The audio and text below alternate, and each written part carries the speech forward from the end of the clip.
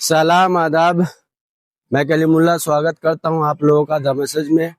आज कतौना गांव में एमआईएम के जिला अध्यक्ष राशिद खलील साहब तशरीफ लाए हुए हैं और उनके साथ हल्काए बिस्फी के एमआईएम के उम्मीदवार वक्कार सिद्दीकी साहब तशरीफ लाए हुए हैं, जो आम लोगों से बात कर रहे हैं और अपनी बात पहुंचा रहे हैं लोगों तक। अस्सलाम वालेकुम। यहाँ पे मौजूद तमाम लोगों का मैं शुक्रिया अदा करता हूँ कि आप लोगों ने मजलिस बुलाई और हम लोगों को बुलाया, मिलने का मौका दिया। चूँकि इससे पहले भी हम मधुबनी लोकसभा से 2024 में भी लोकसभा का चुनाव लड़ चुके हैं, तो कुछ लोग से जानते हैं, कुछ लोग हमको जानते होंगे। जो नहीं जानते हैं उनको बता दें कि मेरा नाम वकार सिद्दीकी है और पार्टी के एक मजबूत सिपाही की तरह हम लोग काम कर रहे हैं। राशिद भाई, इकबाल भाई, हम लोग सब मिल करके। जैसा कि आप देखते हैं कि हमारे सदर बैरिस्टर असदुद्दीन ओवैसी साहब अपनी हर तकरीर में एक बात बोलते हैं, एक जुमला बोलते हैं कि नौजवानों मैं तुम्हें लीडर बनाने आया हूँ। अपने पार्टी के एक अदना से कार्यकर्ता को लोकसभा का उम्मीदवार बनाना इस बात की गवाही है कि वो अपने बात पे खड़े उतरते हैं। जिस तरीके से उन्होंने हम पर ये भरोसा जताया, उम्मीद जताई और हमको लोकसभा का टिकट दिया। कल तक हम आपके सामने इस तरीके से बैठा करते थे, वहाँ से यहाँ हमको पहुँचाने का काम किया। यही काम मजलिस इत्तेहादुल मुस्लिमीन का है। हम लोग का जो मिशन है वो क़यादत का है, लीडरशिप पैदा करने का है। अगर आप अपने अंदर लीडरशिप पैदा करते हैं तो आपके छोटे से बड़े मसाइल को उठाएगा। ज़रूरी नहीं है कि जमहूरियत में आप जीतते हैं तभी लीडरशिप पैदा होगी। लोकसभा का चुनाव लड़े, हम हार गए, बहुत वोट भी नहीं आया। उसके बावजूद भी अगर कोई भी मामला हुआ, आपका सौथू का मामला हुआ, डीएम से जाते हैं 2 मिनट के अंदर डीएम आपसे मिलेगा। लेकिन अगर वही जब तक हम चुनाव नहीं लड़े हुए थे, डीएम से जाते आपसे मुलाकात भी नहीं करता। भाई डीएम साहब फ्री नहीं है। लेकिन अगर आप ब्लॉक पे चले आइए, सीओ के पास जाइए, उसके बाप की मजाल नहीं है कि वो आपसे नहीं मिलेगा। तो लीडरशिप पैदा करना पड़ेगा। जमहूरियत में अपनी आवाज़ उठाने का सबसे बेहतरीन तरीका और सबसे मजबूत जो है वो चुनाव में ही होता है।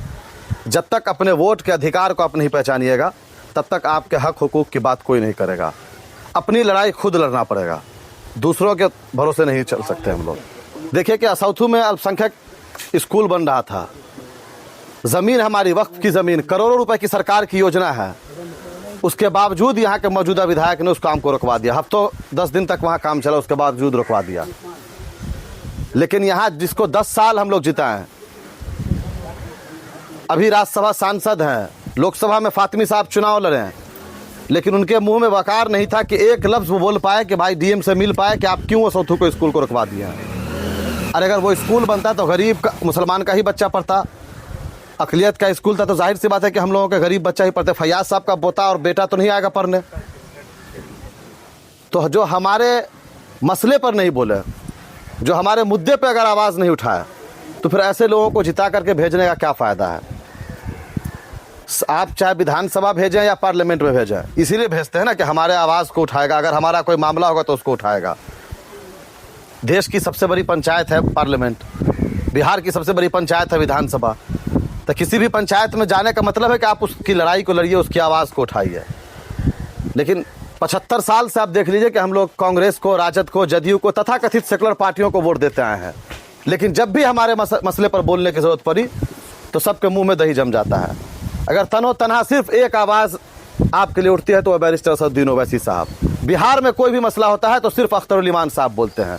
चाहे हाजीपुर गुलनाज का मामला हो, जब रेप करके जिंदा जला दिया गया, या समस्तीपुर के सरोवर का मामला हो, अगर कोई भी आदमी आया है तो 400-500 किलोमीटर दूर से वही अख्तरुल ईमान साहब आए हैं। क्यों? कि उनके दिल के अंदर एक धड़कता हुआ दिल है जो उसको पुकार पुकार के कहता है कि अगर आपके कौम के साथ, कोई दलित के साथ, वंचित के साथ, किसी के भी साथ, मजलूम के साथ अगर ज्यादती हुई है तो हम आपकी लड़ाई लड़ेंगे। वो अमौर के सिर्फ एमएलए नहीं है, पूरे बिहार के एमएलए हैं, पूरे बिहार की एक आवाज़ है। उर्दू टीईटी का मसला हो, मदरसा का मसला हो, शमसुल हुदा मदरसा का मसला हो, या कोई भी मसला हो, आप रिकॉर्ड उठाकर देख लीजिए। अगर कोई भी आदमी एक आवाज़ उठाता है तो उसका नाम अख्तरुल ईमान है। जिस विधानसभा से अमौर से वो जीत कर आते हैं, 35 साल वहाँ कांग्रेस के एमएलए जलाल मस्तान साहब थे, मंत्री भी रहे हैं। जो हम लोगों पे कतरा कतरा हराम है शराब के, वो मंत्री थे। लेकिन आप वहाँ के 2020 से पहले का हाल देख लीजिए। यूट्यूब का ज़माना है, जाने की भी ज़रूरत नहीं, आप उसे उठा कर देख लीजिए क्या हाल था। और इस 4 साल में किस तरीके से अख्तरुल ईमान साहब ने वहाँ काम किया है। लोग बोलते थे कि 1 एमएलए, 2 एमएलए, 4 एमएलए जीत कर क्या कीजिएगा। आप हैदराबाद मॉडल दूर की बात है, अमौर मॉडल उठाकर देख लीजिए किस तरीके से उन्होंने काम किया है। तो अगर आपके अंदर ताकत होगी, आपके अंदर कुव्वत होगी, बोलने की सलाहियत होगी, तो आप काम खींच कर लेके आ सकते हैं, काम करवा सकते हैं। तो ये वक्त है, चुनाव का समय है, लोग आएंगे, झांसा देंगे, तरह तरह की बात कहेंगे कि भाई 2-4 विधायक जिता करके क्या होगा, लेकिन उनको बोलिए कि भाई एक ओवैसी बैरिस्टर असदुद्दीन ओवैसी 543 पे भारी पड़ते हैं, एक अख्तरुल ईमान 243 पे भारी पड़ता है बिहार विधानसभा में। तो अगर बिस्फी से आप मजलिस के उम्मीदवार को जिता करके भेजते हैं तो इंशाअल्लाह बिस्फी की सूरत हाथ बदलेगी।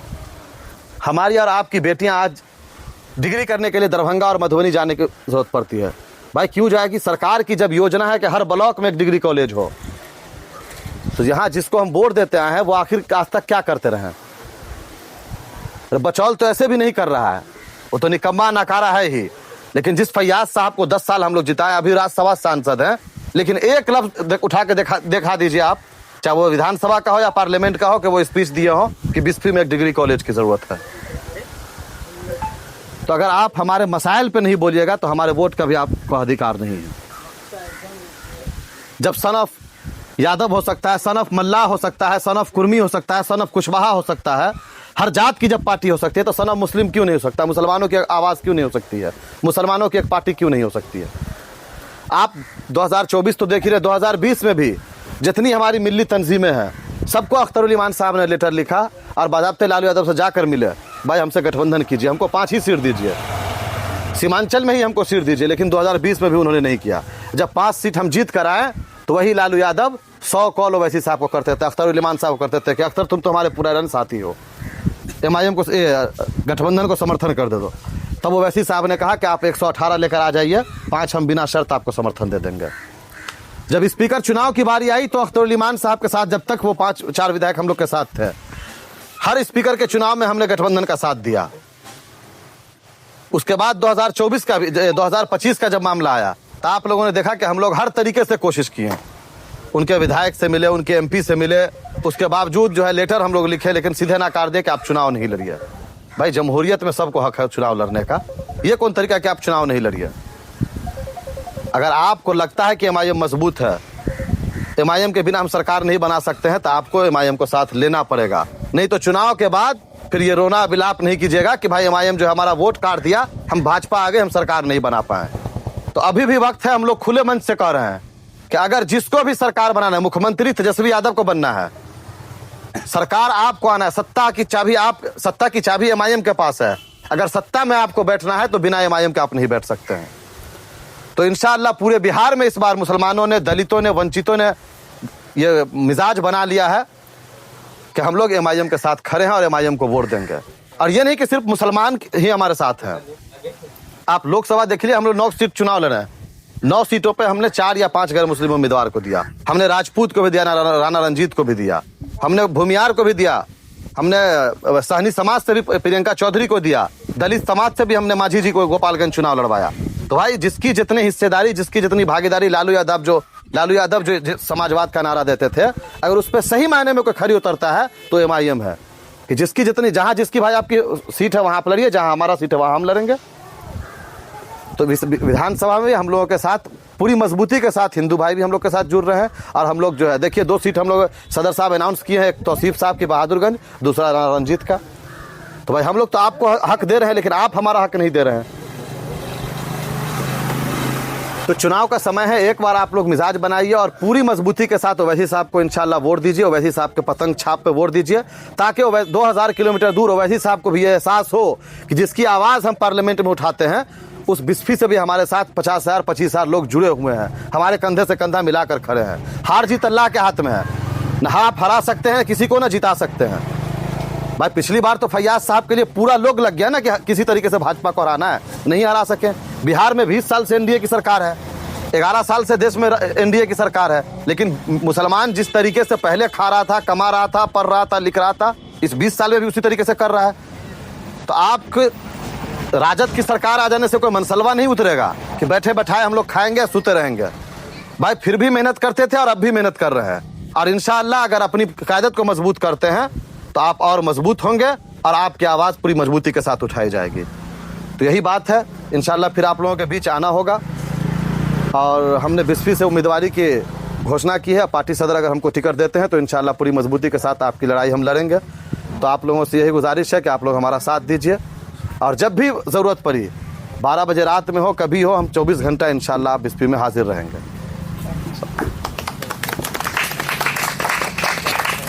हल्का बिस्फी से मजलिस के उम्मीदवार जनाब वक़ार सिद्दीकी साहब ने बहुत अच्छे अंदाज में अपनी बात रखी है। जो मजलिस का मंशा है, जो मजलिस का मकसद है, उन्होंने खुलासे तौर पर सबके सामने रख दिया है कि मजलिस जात पात के नाम पर काम नहीं कर रही है, बल्कि मजलिस मजलूमों के हक में काम कर रही है।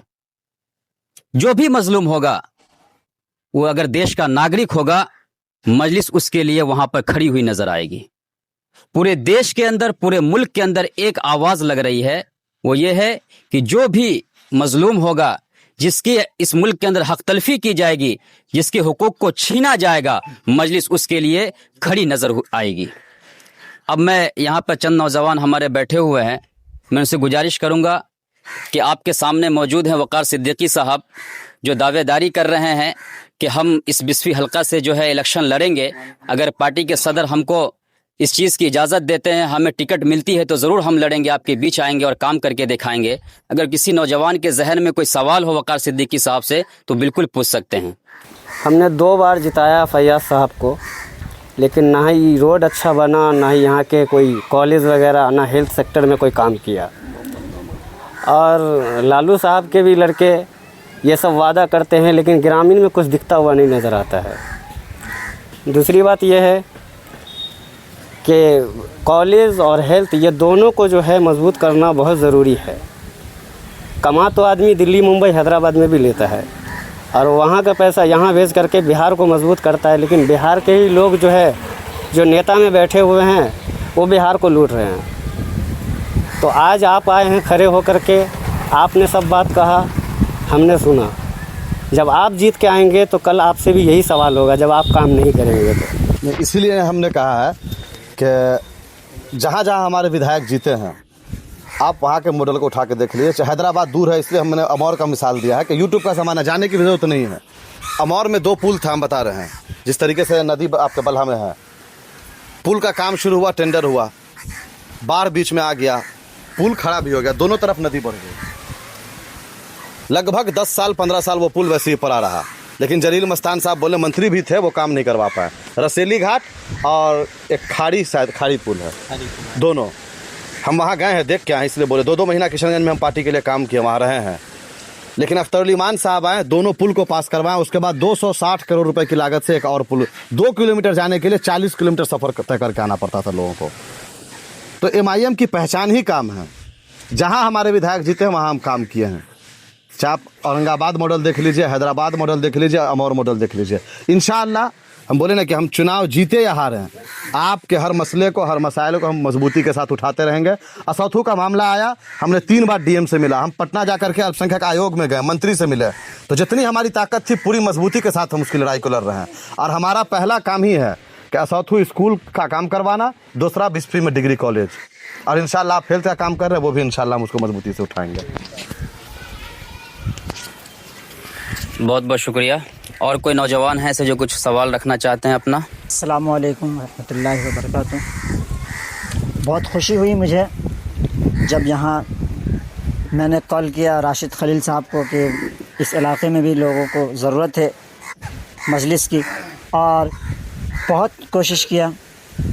इन्होंने मेरे कॉल का एक बार में भी उठा लिए और मेरे बात का जवाब भी दिया और आने का समय भी निकाल लिए। बॉस, पार्टी ने क्या किया अभी तक के? आपने बहुत सारे साल से देख रहे हैं RJD जीत रही है। अभी मैंने एक आदमी को कॉल किया कि देखिए हमारे गांव में मजलिस से राशिद खलील साहब, वक़ार सिद्दीकी साहब तशरीफ़ ला रहे हैं, तो आप लोग जुड़िए यहाँ।